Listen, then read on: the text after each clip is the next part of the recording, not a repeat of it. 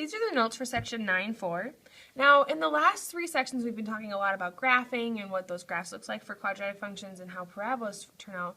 But we're going to move back to a little bit more of the factoring and solving quadratic equations to find solutions. And today we're going to talk about something called completing the square. Now, completing the square is just another method used for solving quadratic equations, but the quadratic equations that we're concerned with are the ones that are in the form ax squared plus bx. Now notice there's no plus c. That doesn't mean that you'll never see the plus c. It just means that you might have to move it to the other side of the equal sign and then start dealing with your quadratic formula or quadratic equation. So here are the steps for completing the square. The first thing you're going to do is find half of b, so this b, of the coefficient x. So you're going to get b over 2. The second thing you're going to do is square what you get. So you're going to get b over 2 squared. And then you're going to take that, and you need to put an a in here, so it's ax squared plus bx. You add this to this equation. Now, if you are doing, if there's an equal sign, if you add it to this side, remember if you add something to one side, you have to add it to the other side of the equal sign to keep it balanced. So, in other words, you're going to take ax squared plus bx plus b over 2 squared equals, and then we're going to see that this happens, but you get x plus b over 2 squared.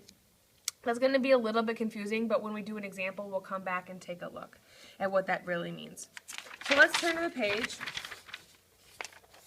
Before we actually try an example of solving these, we're just going to practice finding that c value that makes them true. So the value that you find by taking b over 2 squared, that actually gives you your c value that you add on. So let's find those. So I have x squared plus 4x plus c. What is that c to make it a perfect square trinomial? Well, I'm going to take b, which is 4, and I'm going to divide it by 2, and then I'm going to square it. So 4 divided by 2 gives me 2, squared gives me 4. So the perfect square trinomial would be x squared plus 4x plus 4. Now if I wanted to, I could say this is the same thing as it's going to be a plus plus. Okay? Now I'm going to have x's here. The number that they tell you to put in here is b over 2. b over 2 in our case, so 4 over 2 was just 2. So you're going to take the root of that c that you put in there, and you get this. Now I have x plus 2 and x plus 2. They're the same, so it's actually just x plus 2 squared. And that's going to be important for when we actually go to solve equations. So let's walk through what we did again. First thing we did was we took b over 2, and then we squared it. So the value of c that makes it a perfect square trinomial is 4. 4 over 2 is 2, squared is 4. Now if I want to write it in factored form, I would say x plus 2, and I got the 2 from 4 divided by 2, so b over 2, and then it's squared. So let's try this one. I have negative 8. Now, if I square a negative number, I get a positive, so you don't have to worry about whether it's adding or subtracting until we get to this part. So b is 8, b over 2 is 8 over 2, and then I'm going to square it, so I get 4 squared, which is 16. So I get r squared minus 8r plus 16. Now if I wanted to write it in this form, I would say r. Now perfect square trinomials, it's either going to be a minus or a plus. This one's a minus, and it's b over 2 was 4, so r minus 4 squared. Okay? Let's turn to the next page. We can use this to solve equations. Now remember, if you add something on one side of the equal sign, you have to add it to the other side. Now, here's an example.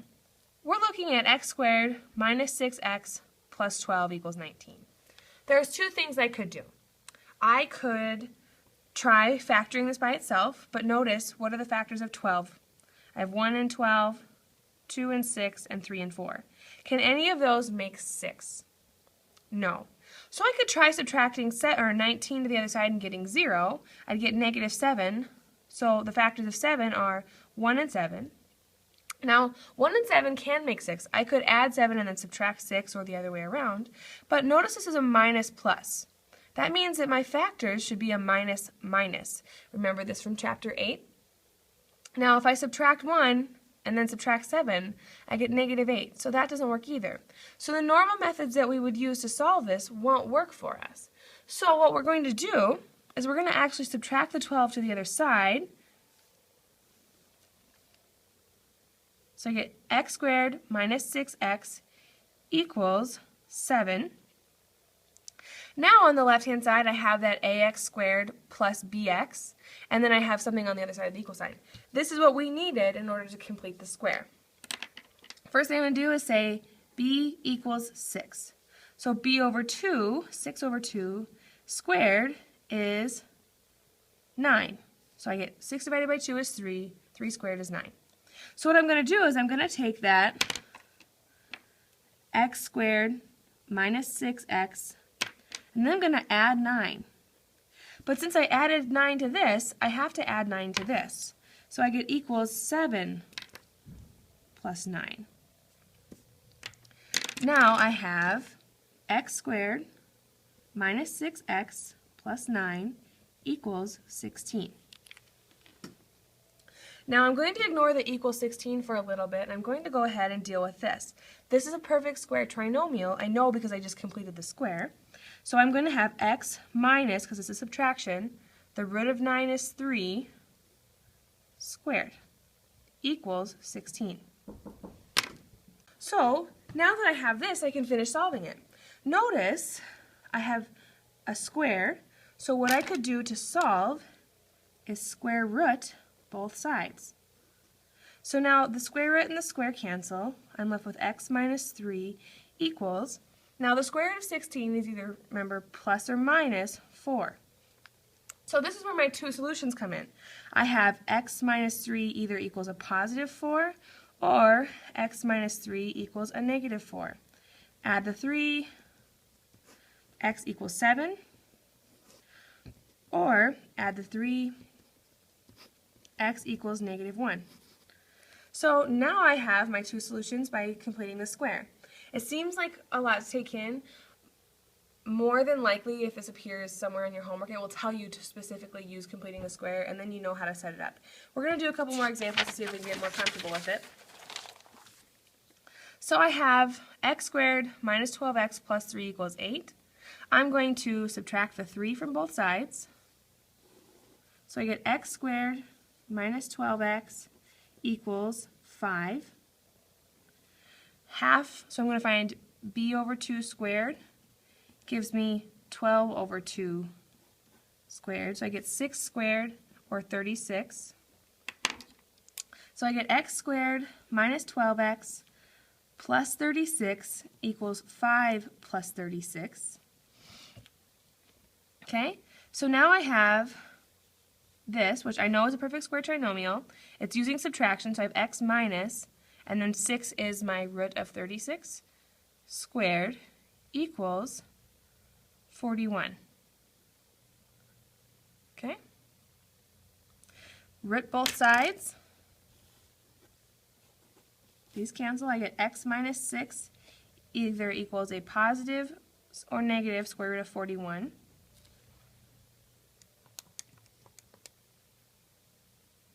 Okay.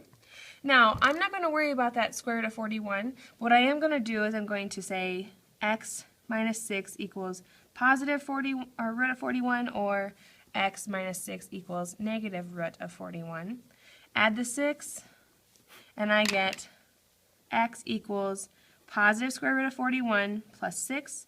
That plus 6 does not go underneath the root sign. Or add the 6, x equals negative root 41 plus 6. Okay, and there's our two solutions. Let's try the next one. Add the 18 to both sides. I get negative 2x squared plus 8x equals 18. Now, I don't want to deal with that negative 2 up front, so what I'm going to do is I'm going to divide everything by negative 2 first.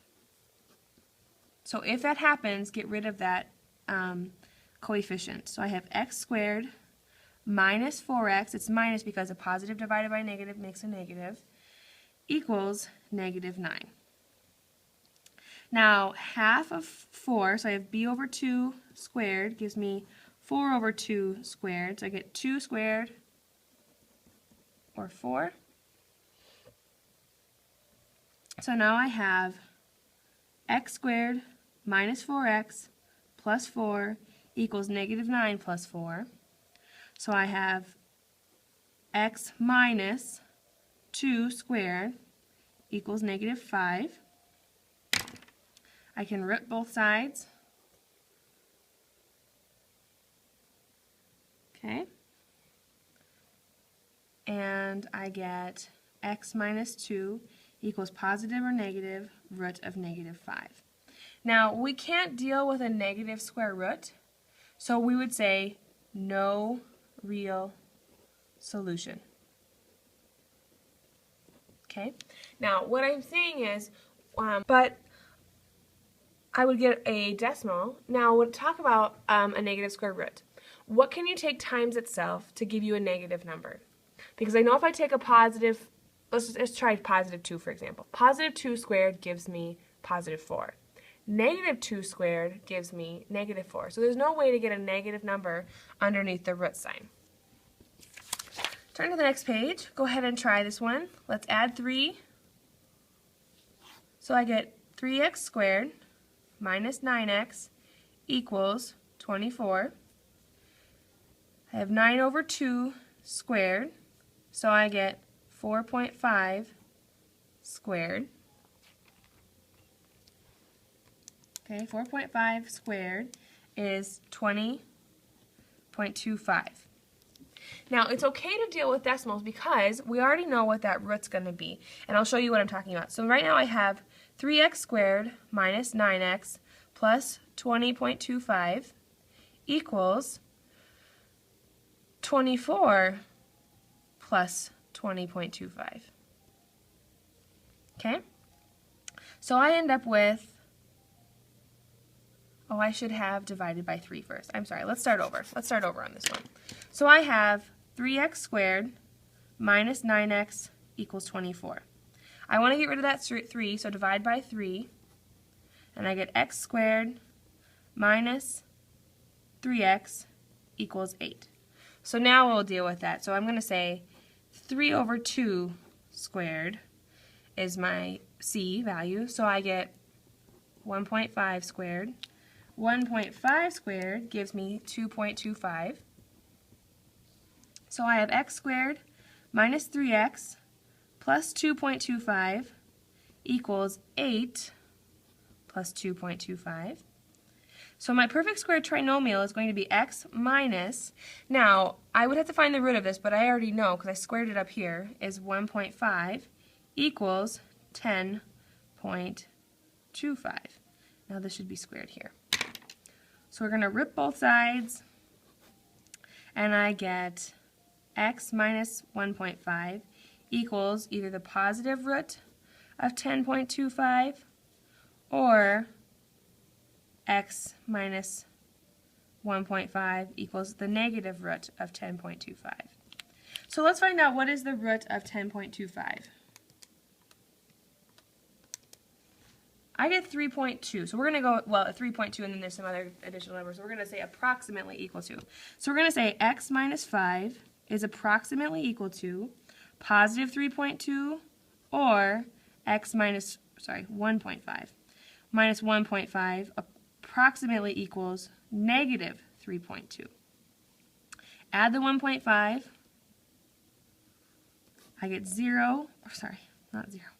X approximately equals 4.7, or add the 1.5,